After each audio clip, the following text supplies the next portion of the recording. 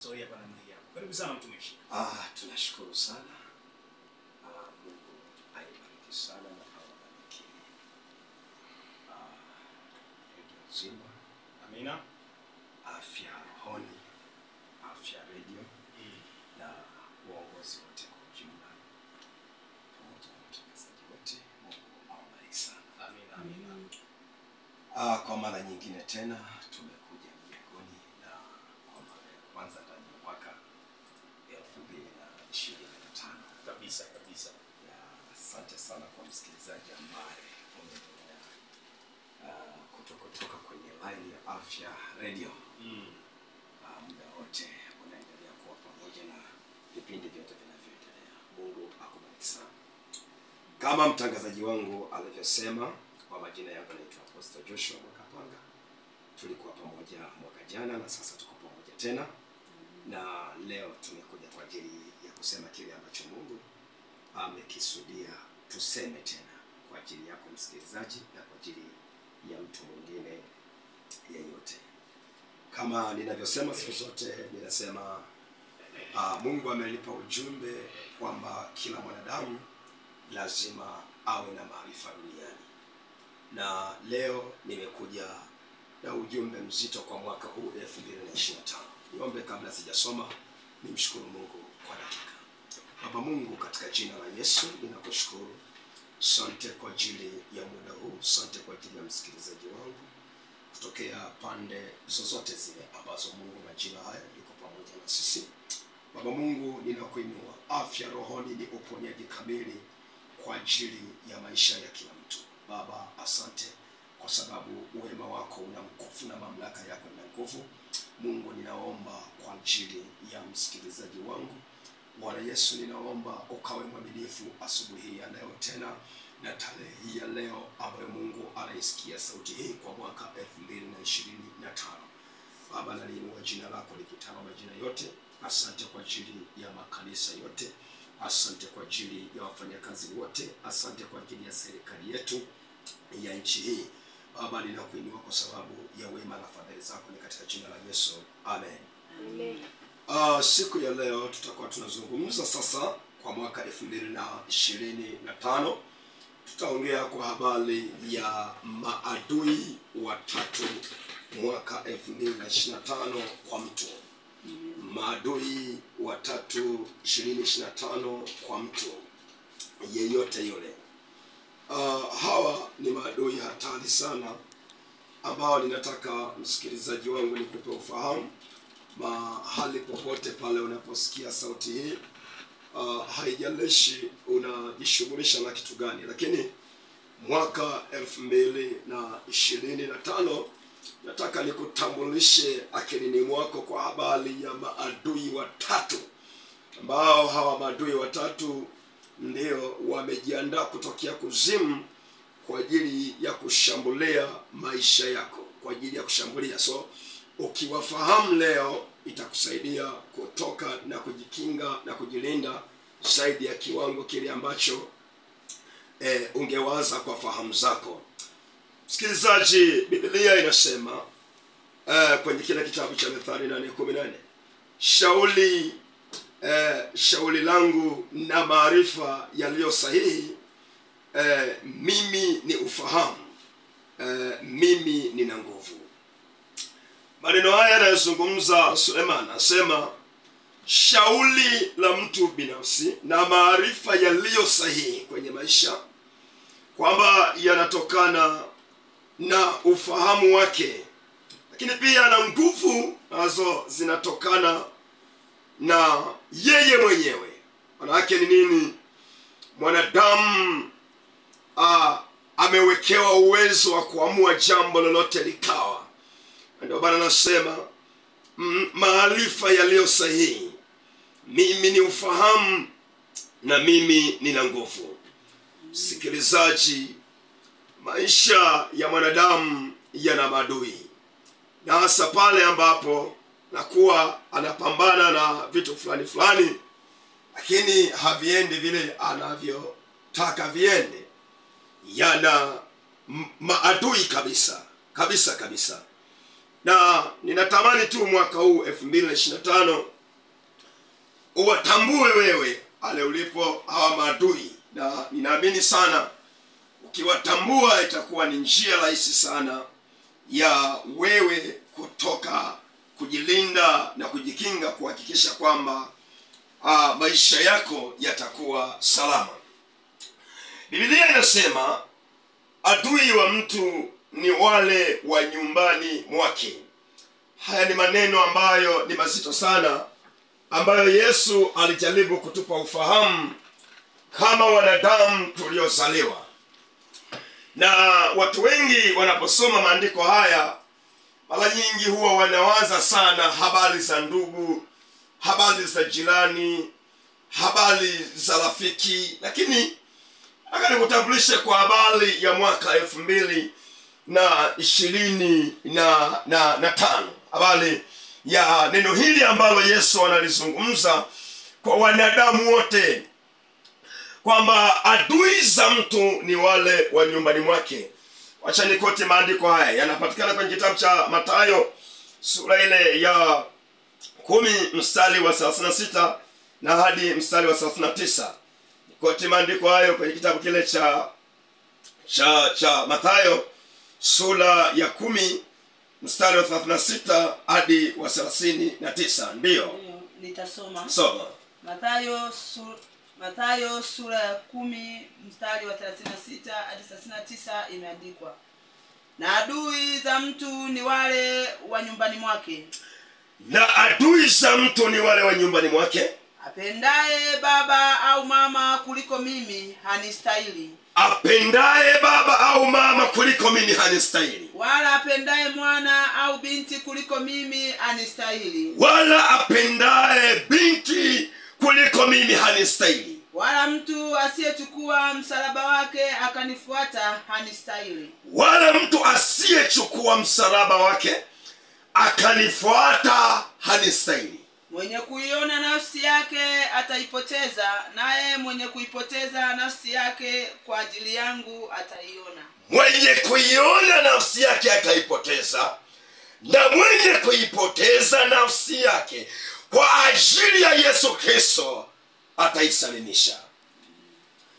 Nataka nikwambie msikilizaji na msomaji wa Biblia habari ya siri hii ambayo Yesu alikuwa anaifunua ndani ya mwanadamu.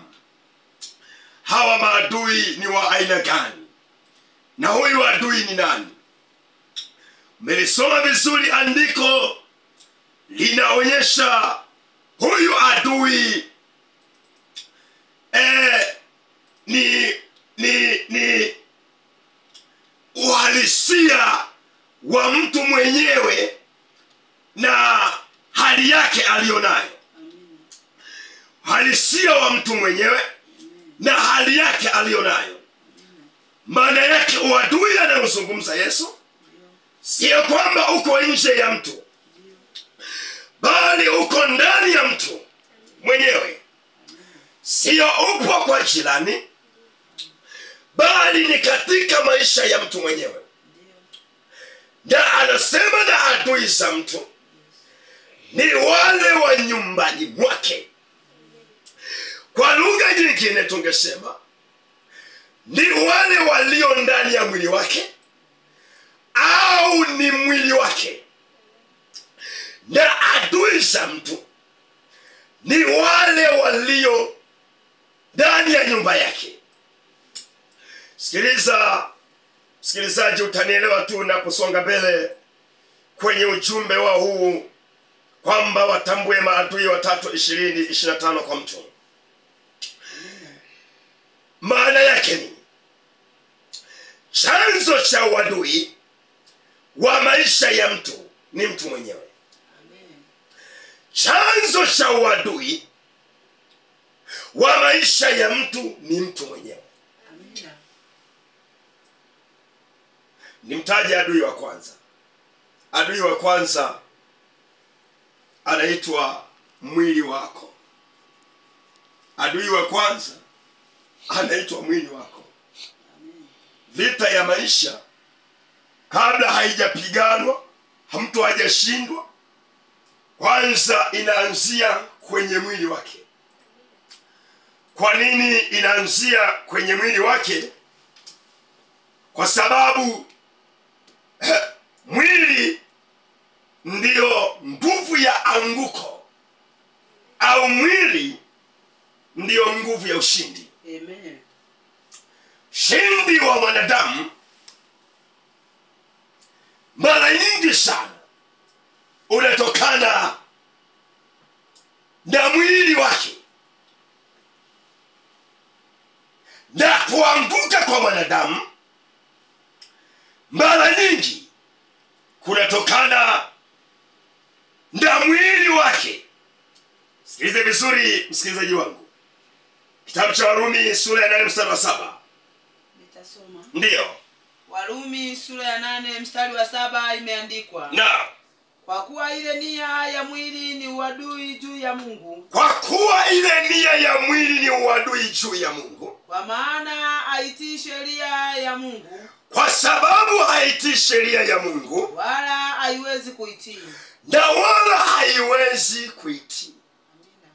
Msikilizaji, nakupatia ufahamu huu ili mwaka 2025 sije kuwa mwaka wa bahati mbaya, sije kuwa mwaka wa kukufanya ujute, sije kuwa mwaka wa kuendelea kulalamika. Kwa kuwa nia ya mwili ni uadui kwa Mungu. Nipige hatua. Kitabu cha Waefeso sura ya 2:15. Waefeso sura ya 2 mstari wa 15 imeandikwa. Ndiyo. Naye akiisha kuondoa ule uadui kwa mwili wake. Naye akisha kuondoa ule uadui kwa mwili wake. Ndiyo sheria ya amri zilizo katika maagizo. Na ndiyo sheria ya amri zilizo maagizo. Ili afanye hao wawili kuwa mtu mpya. Ili afanye hao wawili kuwa mtu mpya. Mmoja ndani ya nafsi yake. Mmoja ndani ya nafsi yake. Akafanya amani. Akafanya amani. Amina. Sikilizaji, naye akisha uondoa uadui wa mwili. Mwili unaweza kuwa na uadui. Na mwili ukishavaa uadui, maana yake tayari tamaa imeshakuwa mbele. Tamaa mbaya imeshakuangusha. Tamaa mbaya imeshakuharibia mfumo wa uchumi. Tamaa mbaya imeshakuharibia mfumo wa familia. Tamaa mbaya imeshakuharibia mwili wako ukiwa na uadui. Sikilizaji wangu, hakuna jambo linaweza kufanyika. Fanya utafiti wa watu wengi kushindwa miaka iliyopita. Mtu anaweza kuwa na akili yake nzuri, mtu anaweza kuwa na elimu yake nzuri, lakini utakapogeuka utaona analia kwa habari ya uchumi, analia kwa habari ya afya, analia kwa habari ya familia. Kwa nini analia kwa habari ya uchumi? Kwa nini analia kwa habari ya afya? Tamaa mbele. Watu wamepata magonjwa kwa sababu ya tamaa za mwili. Mwili ndio uliobeba nguvu ya mwanadamu akaanguka au mwanadamu akasonga mbele. Matetereko ya watu. Siya mtu anakwambia nimetamani niwe na pesa nyingi. Wezi kutamani kuwa na pesa nyingi bila kutamani kufanya kazi kwa bidii. Amina. Wezi kutamani kuwa na ndoa nzuri bila kutamani kusababisha upendo katika ndoa yako. Amen. Sikiliza msikilizaji wangu. Watu wengi wanapambana na maadui wa nje. Lakini nakwambia 2025 ili kwamba uwe salama mwaka mzima, ili kipato chako kiongezeke, ili uache kulia na kuomboleza, achana na tamaa mbaya. Achana na tamaa mbaya. Achana na tamaa mbaya. Achana na tamaa mbaya. Haleluya. Biblia inaeleza wazi. Matendo ya mwili ni zaidi. matendo ya mwili ni zaidi. Amina. Na anataja kwenye kitabu cha Wagalatia 5:19-24. Wagalatia 5 mstari wa 19 hadi wa 24 imeandikwa. Ndio. Basi matendo ya mwili ni dhahiri, ndiyo haya. Matendo ya mwili ni zaidi, ndiyo haya: uasherati, uchafu, ufisadi. uasherati, uchafu na ufisadi. Ibada ya sanamu, uchawi, uadui, ugomvi, wivu, hasira, fitina, faraka, uzushi. Ibada ya sanamu, hasira, ugomvi, wivu, usuda, uchawi na kuendelea. Usuda, ulevi, ulafi na mambo yanayofanana. Ulevi, ulafi na mambo yanayofanana hayo. Katika hayo nawaambia mapema. Katika hayo nawaambia mapema. Kama nilivyokwisha kuambia ya kwamba watu watendao mambo ya jinsi hiyo ndio hawataurithi ufalme wa Mungu. Sikilizaji wangu, wezi kuingia kwenye uchumi mwema kama mwili wako umebeba uadui. Wezi kuingia kwenye furaha, nasema, na watu watendao mambo ya jinsi hii. Amina. Ninawaambia mapema, hawataingia katika ufalme wa Mungu. Amina. Sisi ni wana wa ufalme. Amen. Tumepewa neema, Amina, ya kumiliki tukiwa hapa duniani. Amen. Sikilizaji, usiniambie heri maskini wa roho, maana wataurithi ufalme wa mbinguni. Amen. Mungu anafundisha unyenyekevu. Amina. Habari ya umiliki. Amina. Habari ya ufalme. Amina. Hapa duniani.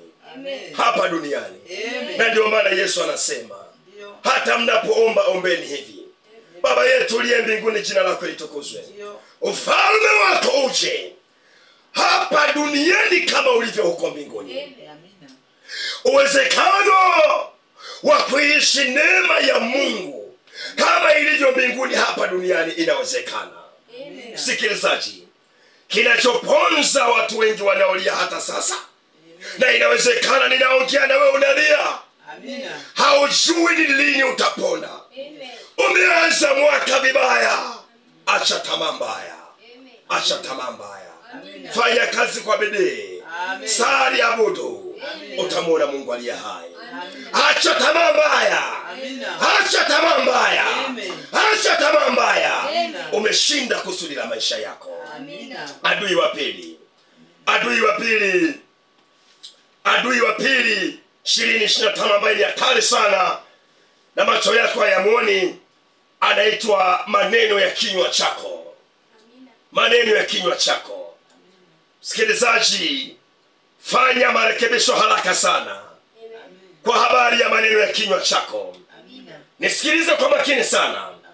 Maneno ya kinywa chako ndiyo unabii wa kupata au kukosa. Amen. Maneno ya kinywa chako ndiyo unabii wa kupata au kukosa katika maisha yako. Amen. Kila unachojibilisha nacho, kila unachotamani kupata, msikilizaji, lazima ufanye service ya maneno ya kinywa chako. Amen. Haleluya. Amina. Jambo usilolijua, kila kitu kinaumbwa kwa maneno. Amen. Biashara inaumbwa kwa maneno. Ndio. Utajiri unaumbwa kwa maneno. Yes. Ndoa njema inaumbwa kwa maneno. Yes. Hata uponyaji unaumbwa kwa maneno. Amen. Unasoma maandiko, msikilizaji. Amina. Aliposema moyoni mwake, Ndio. nitaligusa vazi la pindo lake, Amina. ndiyo yalikuwa matokeo ya maisha yake. Amen. Asingesema, asingeweza kuona matokeo ya maisha yake. Amen. Msikilizaji, kitabu cha Methali 6:2, Biblia inaeleza wazi, nasema, Ndio. umekamatwa kwa maneno yako. Yes. Umekamatwa kwa kinywa chako. Ndio. Hebu nisaidie kunukuu maandiko hayo. Mithali 6 mstari wa 2 imeandikwa. Ndio. Basi umetegwa kwa maneno ya kinywa chako. Ndio. Umekamatwa kwa maneno ya kinywa chako. Basi umetegwa. Angalia, msikilizaji, kutegwa kibiashara ni maneno yako. Ndio. Kutegwa kwenye ndoa ni maneno yako. Ndio. Kama takamata za kukamatwa uchumi ni maneno yako. Kamata kamata za kukamata maisha ni maneno yako. Mungu anaweka msingi ndani ya maneno, kwamba mwanadamu anapotamka ndio unabii mzito wa maisha yake. Na ndio maana unapohudhuria ibada, wewe unaenda ibadani, wewe ambaye unakwenda kwa biashara, wewe ambaye ni mgonjwa kwa nyumbani, wewe ambaye ni maskini, hauna uwezo wa kuinuka, hauna uwezo wa kupanda kiwango cha uchumi. Sikiliza nikupe siri hii.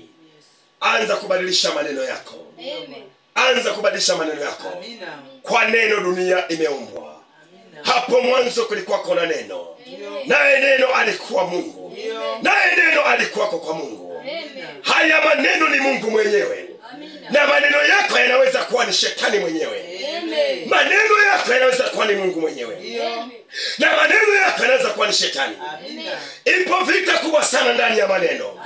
Na ndio maana Yohana 6:63 yasema, maneno yale niliyowaambia ni roho na tena ni uzima.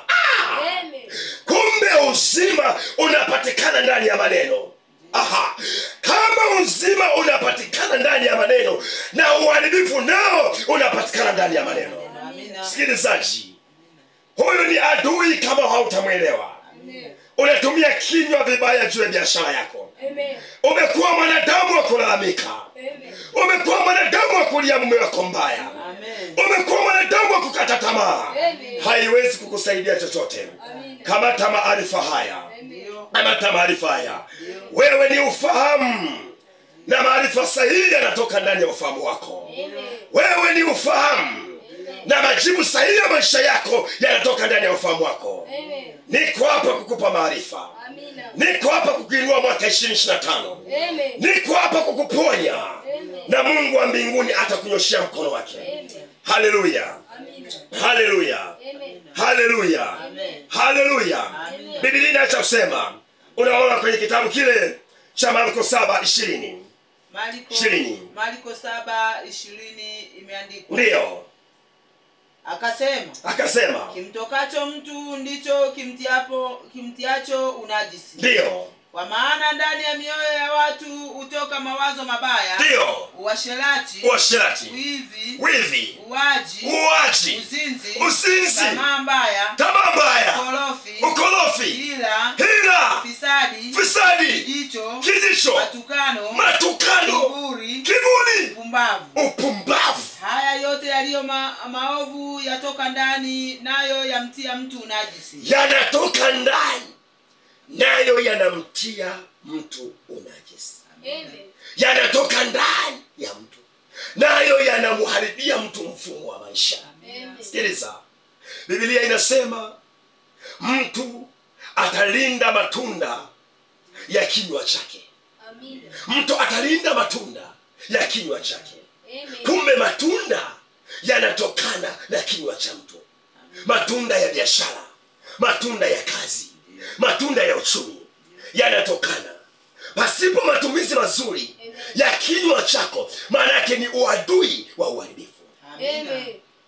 Anasema kwenye kitabu cha Mithali 13:2. Mithali 13:2 imeandikwa. Ndio.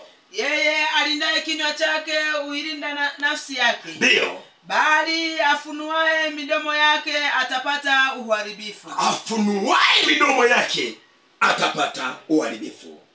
Tunaona kumbe maisha, sikilizaji, yanalindwa na kinywa cha maneno yako. Yanalindwa na unatamka nini. Sikilizaji, Biblia inasema yeye alindaye kinywa amelinda nafsi yake. Amelinda nafsi yake. Amelinda rekodi ya maisha yake. Yeye alindaye kinywa amelinda nafsi yake. 13:3. Mithali 13:3. Ndio. Imeandikwa. Mithali 13:3 imeandikwa. Yeye alindaye kinywa chake ulinda nafsi yake, bali afunuaye midomo yake atapata uharibifu. Atapata uharibifu. Atapata uharibifu. Msikilizaji, nimekutajia hawa maadui wawili ambao ni hatari sana.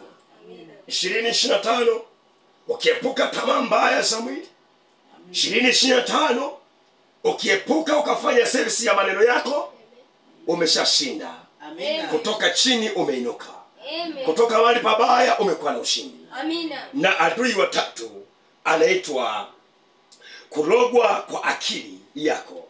Amen. Kulogwa kwa akili yako au akili yako kutiwa giza. Huyu ni adui. Ana jina lake linaanza kuitwa, huyu ni adui wa kutiwa giza. Yeye anaketi ndani ya akili ya mwanadamu. Amen. Na mwanadamu huyu anashindwa kupambanua. Amina. Matumizi mabaya ya fikra zake. Mawazo mabaya ya fikra zake. Akili ya mwanadamu huyo inakuwa imerogwa. Amen. Yesu anazungumza Wagalatia 1:3-1. Enyi Wagalatia msiokuwa na akili, ni nani aliyewaloga? Ambaye Yesu amefunuliwa. Mambo ya mwaka yanaweza kufunuliwa. Lakini shida, kuna adui amekaa ndani yake. Mambo ya mwaka yanaweza kuwa wazi. Amen. Saizi niko hapa studio za Afya Radio. Nawezekana msikilizaji wangu bado unatembea na hali uliyokuwa nayo mwaka jana. Amen. Funguka kiakili. Amina. Funguka kimawazo. Amen. Funguka kiufahamu. Amina. Neema ya Mungu itakusaidia. Amen. Paulo aliona watu wametiwa giza akilini. Amina. Akagundua huu ni uadui kamili. Amen. Na kama wametiwa giza, hata injili hawataelewa. Amen. Hata maneno ya ushindi hawataelewa. Amen. Hata kutabiri mema hawataelewa. Amina. Msikilizaji wangu, acha tamaa mbaya. Amen. Tumia vizuri kinywa chako. Amen. Funguka kiakili. Amen. Funguka kiakili. Amen. Jifunze kwa waliofanikiwa. Amen. Jifunze kwa Mungu aliye hai. Amen. Jifunze kwa Adonai. Amen. Wacha niombe. Baba Mungu, katika jina la Yesu, sante kwa ajili ya wakati huu. Bwana, tumenena kwa habari ya maadui watatu mwaka 2025 ambao wataandama sana watu wako. Amen. Ninaomba Mungu uwe mwaminifu kwa ajili ya kuwasaidia watu wako. Amen. Kila msikilizaji ambaye amesikiliza, Amen. Baba, ninaomba kupitia jina la Yesu, Amen. majira haya nyosha mkono wako umsaidie. Nyosha mkono wako umfungue. Nyosha mkono wako umweke mbali na tamaa mbaya. Amen. Mweke mbali na maneno yasiyokuwa na maana. Kama ulivyosema, jiepushe na maneno yasiyokuwa na maana, maana kwa hayo wataendelea kuwa na uharibifu. Baba, ninaomba uinue mkono wako. Saidia watu hawa. Ongoza watu hawa. Wafanye wawe ni vyombo vipya. Wafanye wawe ni vyombo vya ushindi. Badilisha majira ya mwaka 2025. Ninaomba aliyekuwa mnyonge awe na nguvu. Aliyekuwa hawezi apokee uponyaji. Aliyekuwa ameshindwa apokee uponyaji. Sikilizaji, na kuombea dua kwa Mungu. Mungu akuinue. Sauti hii ilete matunda juu yako. Kupitia jina la Yesu. Amen. Amen. Okay, Mungu